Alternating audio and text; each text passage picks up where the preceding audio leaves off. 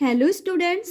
तो आज की वीडियो में हम सुपर ट्रिक देखेंगे हाइपर कंजुगेशन की वन शॉट में। ठीक है, तो देखिए आइए हम समझते हैं हाइपर कंजुगेशन को। ठीक है, तो पूरी केमिस्ट्री में ना हाइपर कंजुगेशन तीन ही कंपाउंड में क्या होता है, पॉसिबल हो सकता है। ठीक है, पहला तो कार्बोकेटायन, दूसरा फ्री रेडिकल एंड थर्ड में एल्कीन। ठीक है, बट अब ऐसा जरूरी नहीं है कि सारे कार्बोकेटायन में हाइपर कंजुगेशन हो या सारे फ्री रेडिकल में हाइपर कंजुगेशन हो या सारे एल्कीन में हाइपर कंजुगेशन हो। इसके लिए हाइपर कंजुगेशन के लिए ना भी कुछ कंडीशन होती हैं। ठीक है, और इन तीनों में अगर कंडीशन होती है, ये तीनों अगर उस कंडीशन को फॉलो करते हैं तो ही इनमें क्या होगा, हाइपर कंजुगेशन होगा। ठीक है, तो आइए आते हैं, हम यहाँ पर दिया है कार्बोकेटायन, यहाँ फ्री रेडिकल है, यहाँ एल्कीन्स है। ठीक है, तो फॉर हाइपर कंजु अब वो कंडीशन जान लेते हैं हम। For hyper conjugation they should have at least one alpha hydrogen attached to sp3 carbon. तो देखिए अब इन तीनों में भी ना हाइपर कंजुगेशन होने के लिए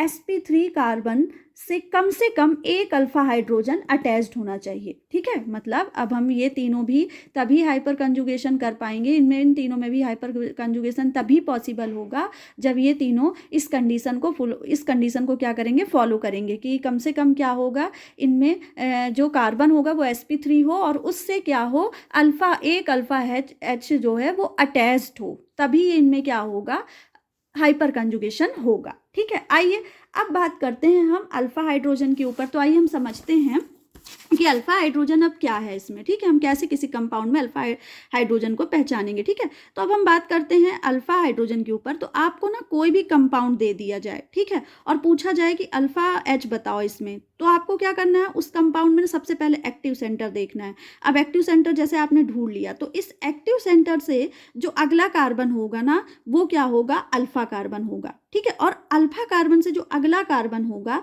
वो होगा बीटा कार्बन। ठीक है, तो अब अल्फा कार्बन से जो हाइड्रोजन अटैच्ड होगा, जो हाइड्रोजन जुड़ा होगा, वही होता है क्या, अल्फा हाइड्रोजन। ठीक है, तो इस तरह से हमने ये जान लिया कि किसी कंपाउंड में हम अल्फा हाइड्रोजन को कैसे पहचानेंगे। तो ये तो बात हो गई अल्फा हाइड्रोजन को लेकर। ठीक है, ये अब हमने समझ लिया। ठीक है, अब आइए, अगर अब आपको क्वेश्चन में दे दिया जाए, जैसे कुछ एग्जाम्पल आपको दिए जा रहे हैं। ठीक है, अब इन एग्जाम्पल में आपसे पूछा जाए कि किस में हाइपर कंजुगेशन होगा, तो देखिए कंडीशन आपको याद होनी चाहिए। पहली कंडीशन तो क्या होनी चाहिए कि कम से कम जो जैसे जो भी कंपाउंड आपको दिया गया है तो वो कार्बन क्या हो, sp3 हाइब्रिडाइज्ड हो और उससे कम से कम एक अल्फा हाइड्रोजन जुड़ा हो। ये आपको याद रखना है। अब हम देखते हैं ये कौन कौन से एग्जाम्पल इसे फॉलो कर रहे हैं। ठीक है, तो देखिए पहला एग्जाम्पल है इसमें। सबसे पहले तो हमने ये जाना कि जो हाइपर कंजुगेशन होगा वो तीन कंपाउंड में पॉसिबल हो सकता है, कार्बोकेटायन, फ्री रेडिकल, एल्कीन्स में। ठीक है, तो आइए हम एग्जांपल में देखते हैं। तो अब यहाँ पर क्या है, CH3CHO, ये है एल्डिहाइड। ठीक है, ये क्या है, एल्डिहाइड है, तो ये इस पर हाइपर कंजुगेशन पॉसिबल नहीं है। दूसरा एग्जाम्पल हम देखते हैं CH3CH2OH, इसमें ये क्या है, एल्कोहल है, तो मतलब इसमें भी हाइपर कंजुगेशन पॉसिबल नहीं होगा। अब थर्ड एग्जाम्पल देखिए, CH3 bond CH double bond CH2, ये क्या है, एल्कीन है, और एल्कीन में हाइपर कंजुगेशन पॉसिबल होता है, तो ये एल्कीन है, मतलब इसमें हाइपर कंजुगेशन क्या है, पॉसिबल है। अगला एग्जाम्पल देखते हैं CH3 बॉन्ड प्लस CH2। तो अब देखिए यहाँ पर ये पॉजिटिव चार्ज है, यानी क्या है, ये कार्बोकेटायन, और कार्बोकेटायन में हाइपर कंजुगेशन पॉसिबल होता है, ये हम पहले ही डिस्कस कर चुके हैं, तो यानी यहाँ पर इस एग्जाम्पल में हाइपर कंजुगेशन होगा। अगला एग्जाम्पल देखिए CH3 बॉन्ड CH2 माइनस, तो अब ये क्या हो गया, कार्बन आयन हो गया, ये एनायन हो गया, तो मतलब अब इसमें हाइपर कंजुगेशन नहीं होगा, पॉसिबल नहीं होगा।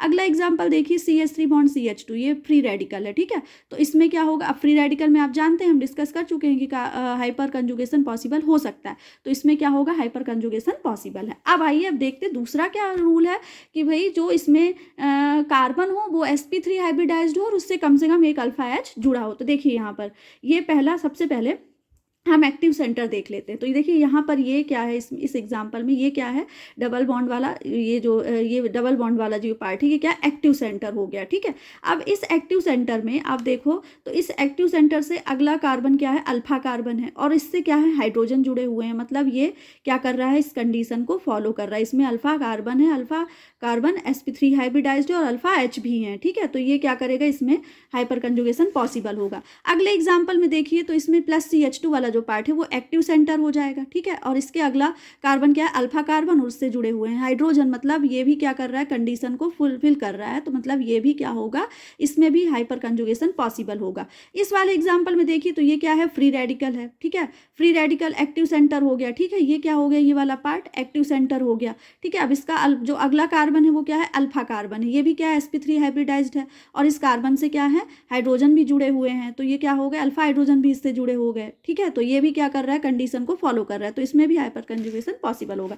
बट जैसे एल्डिहाइड हो गया, अल्कोहल हो गया या एनायन हो गया, इसमें हाइपर कंजुगेशन पॉसिबल नहीं होता है। तो इस तरह से ना ये 2-3 कंडीशन आप याद रखो, आप आसानी से एग्जाम में अगर आपको कोई कंपाउंड दे दिया जाएगा तो आप हाइपर कंजुगेशन को बता सकेंगे। जैसे कंडीशन फर्स्ट कि carbocation free radical and alkene में हो सकता है हाइपर कंजुगेशन। कंडीशन 2 में आपको याद रखना है कि जो भी कंपाउंड इसका जो कार्बन है वो sp3 हाइब्रिडाइज्ड हो और उस पर एक कम से कम अल्फा हाइड्रोजन हो। अब स्टेबिलिटी की यदि हम बात करते हैं तो याद रखिएगा कि जब भी स्टेबिलिटी पूछी जाए तो more the number of alpha hydrogen, ठीक है। तो याद रखिएगा more the number of alpha hydrogen more the stability, जिस भी कंपाउंड में नंबर ऑफ अल्फा हाइड्रोजन ज़्यादा होंगे उसकी स्टेबिलिटी भी क्या होगी, ज़्यादा होगी, ठीक है। अब आपको सावधानी एक चीज़ में रखनी है कि अगर आपको कोई 3-4 कंपाउंड दे दिए जाए और उसमें कंपेयर करवाया जाए कि स्टेबिलिटी ऑर्डर को आप बताओ उसमें, तो आप ये मत कर दीजिएगा कि डायरेक्ट आप उस कंपाउंड में अल्फा हाइड्रोजन देखने लग जाओ, ठीक है। Don't count alpha hydrogen directly, आपको ये नहीं करना, नहीं तो आप आंसर गलत कराएंगे। तो देखिए जैसे अब ये दिए गए हैं एग्जाम्पल, ठीक है। अब ये आप देख रहे हो ये भी कार्बोकेटायन, ये भी कार्बोकेटायन, ये भी कार्बोकेटायन, तो इसमें हम आसानी से बता देंगे कि अब ये क्या है, अब कार्बोकेटायन है तो मतलब हाइपर कंजुगेशन तो पॉसिबल है। अब हमें इसमें क्या करने निकालना है, स्टेबिलिटी ऑर्डर निकालना है। लेकिन अगर अब आपको इसकी अभी तो ये कार्बोकेटायन है, बट अब अगर आप ध्यान ना दे पाओ, अल्फा एच के बारे में बस सोचते रह जाओ कि हम अल्फा हाइड्रोजन को डायरेक्ट काउंट कर ले, तो आप गलत कर दोगे। अब इसकी जगह कार्बोकेटायन की जगह अगर यहाँ पर एनायन दे देता, इन तीनों को क्या कर देता, एनायन में दे देता, तब आप क्या करते, अल्फा एच का जो रूल है वो एनायन में फॉलो कर देते, तो क्या हो जाता, आपका आंसर गलत हो जाता है। इसलिए डायरेक्ट आपको ना पहले क्वेश्चन देखना है, ठीक है। अगर हाइपर कंजुगेशन का कोई क्वेश्चन आ रहा है तो आपको वो क्वेश्चन देखना है, एग्जाम्पल अच्छे से देखने हैं, ठीक है। उसके बाद आपको रूल को फॉलो करते हुए आंसर करना है। तो अब देखिए यहाँ 3 कार्बोकेटायन दिए गए हैं, इस वाले में 3 अल्फा एच हैं, इस वाले में 6 अल्फा एच हैं और इस वाले में 9 अल्फा एच हैं। तो अब आपसे स्टेबिलिटी ऑर्डर पूछा जाए तो आपको क्या याद रखना है कि जिसमें ज़्यादा नंबर पर अल्फा हाइड्रोजन होंगे वो सबसे ज़्यादा स्टेबल होगा। तो इसमें देखिए 9 अल्फा एच है, ये ज़्यादा स्टेबल है। उसके बाद इसमें 6 अल्फा एच है, तो ये भी ये इससे ये से थोड़ा स्टेबल हुआ। फिर सबसे कम स्टेबल जिसमें कम अल्फा हाइड्रोजन है, तो स्टेबिलिटी ऑर्डर क्या होगा, 9 अल्फा एच, 6 अल्फा एच, फिर 3 अल्फा एच। तो इस तरह से ना आपको हाइपर कंजुगेशन में आप इस कंडीशन को पढ़िए अच्छे से, आपको आसानी से याद हो जाएगा। Thank you so much.